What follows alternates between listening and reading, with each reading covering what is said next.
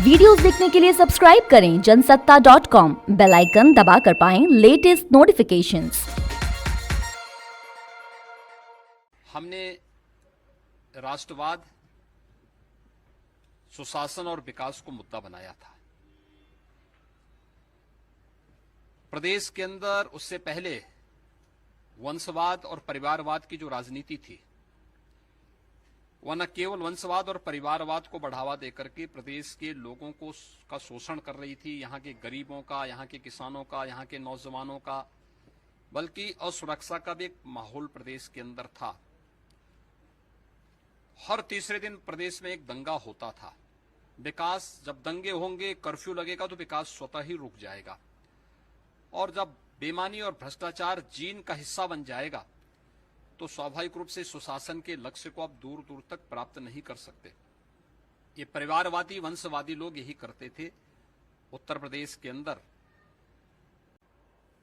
आपने देखा होगा कि 5 वर्ष तक दंगाई और पेशेवर अपराधी या तो प्रदेश छोड़ के भाग चुके थे, या फिर वे जो हैं अपनी बेल रिजेक्ट करके जेलों में जा चुके थे।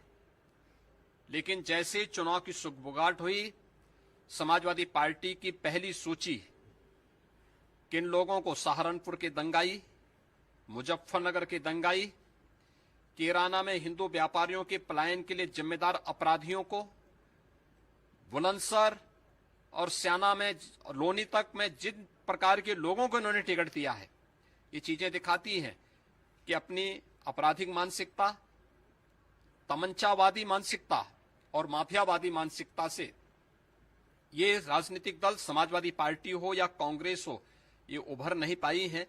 ये प्रदेश के विकास को बाधित करने के लिए, प्रदेश में फिर से माफियावाद लाने की दिशा से इस प्रकार की शरारतपूर्ण कार्रवाई कर रहे हैं। और इसलिए विकास, सुशासन और राष्ट्रवाद के जिन मुद्दों को लेकर के भारतीय जनता पार्टी 2017 में सत्ता में आई थी, हम लोग फिर इसी संकल्प के साथ जनता जनार्दन के बीच में जा रहे हैं। 2017 में भारतीय जनता पार्टी ने जो कहा वो करके दिखाया। 2022 में 10 मार्च को जब भारतीय जनता पार्टी की सरकार फिर से बनेगी, तो भारतीय जनता पार्टी इन्हीं मुद्दों को मजबूती के साथ आगे बढ़ाने का कार्य करेगी। पिछली सरकार मान्यवर कांशीराम जी के नाम पर और बाबा साहब अंबेडकर जी के नाम पर बनी हुई संस्थाओं का नामकरण, यानी उनका नाम हटा देती थी। हमारी सरकार ने यहां पर अपने उन स्थलों पर विकास के उन कार्यक्रमों को आगे बढ़ाया। देश की पहली रैपिड रेल दिल्ली मेरठ के बीच में चलने वाली है। देश का जो सबसे चौड़ा एक्सप्रेसवे, वह दिल्ली और मेरठ के बीच में बनकर के तैयार हो गया है। उसका संचालन भी प्रारंभ हो चुका है।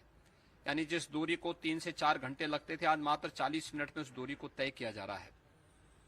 सहारनपुर में मां शाकंभरी के नाम पर विश्वविद्यालय, मेरठ में हॉकी के जादूगर मेजर ध्यानचंद जी के नाम पर स्पोर्ट्स यूनिवर्सिटी, अलीगढ़ में जाट आइकॉन, जिन्होंने 1915 में ब्रिटिश कालखंड के दौरान भी भारत की एक स्वायत्त सरकार अफगानिस्तान के अंदर गठित कर दी थी, ऐसे राजा महेंद्र प्रताप सिंह जी के नाम पर एक विश्वविद्यालय की स्थापना।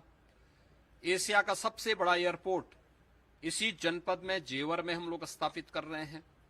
डिफेंस कॉरिडोर का नोड एक अलीगढ़ में और आगरा में भी है। विकास की योजनाओं को जन जन तक पहुंचाना, सुरक्षा का एक बेहतर वातावरण देना, आस्था का सम्मान करना, गन्ना किसानों के गन्ना मूल्य का भुगतान। सपा, बसपा, कांग्रेस के शासनकाल में जितना गन्ना मूल्य का भुगतान नहीं हुआ था, उससे ज्यादा गन्ना मूल्य का भुगतान हमारी सरकार ने 5 वर्ष के दौरान 1,54,000 करोड़ रुपए का गन्ना मूल्य का भुगतान भी गन्ना किसानों को किया है। यानी बिना भेदभाव के विकास की योजनाओं को पहुंचाना, भेदभाव रहित पारदर्शी भर्ती की प्रक्रिया को संपन्न करके योजनाओं का लाभ देना, और सबका साथ सबके विकास के मंत्र को अंगीकार करते हुए विकास की योजनाओं को मजबूती के साथ आगे बढ़ाने का कार्य हमारी सरकार ने और डबल इंजन की सरकार ने किया है।